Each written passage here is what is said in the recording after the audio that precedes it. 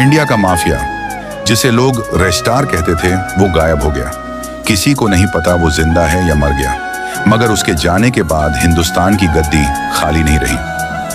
अब उस तख्त पर दो नाम राज करते हैं, ज्ञान भाई और ब्लैक 444।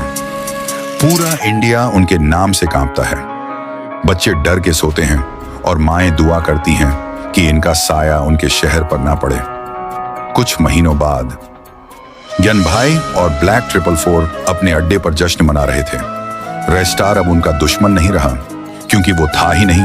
अब एक पुराने जर्जर ब्रिज पर धुंध के बीच एक साया सामने खड़ा होता है। वो कोई और नहीं, ज्ञान भाई ही है, मगर ये दूसरा है। ब्लैक 444 की सांसें रुक जाती हैं। ये कौन है? अचानक गोलियों की बौछार, धुएं का गुब्बार, चारों ओर अफरा तफरी मच जाती है।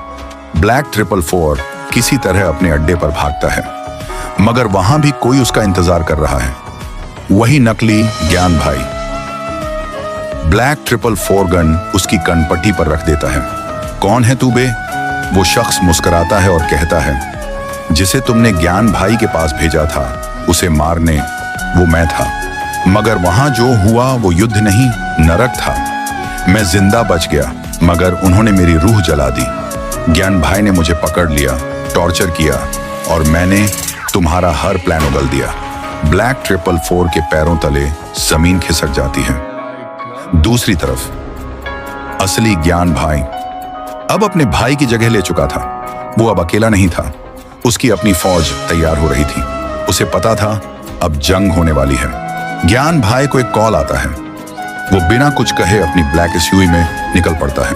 इधर ब्लैक 444 किसी गुप्त ठिकाने पर जाता है। वहां उसे एक बूढ़ा पर खतरनाक आदमी मिलता है, जिसके पास है एक ऐसा हथियार जो पूरे शहर को खाक कर सकता है। तभी अचानक ज्ञान भाई के काफिले पर हमला हो जाता है।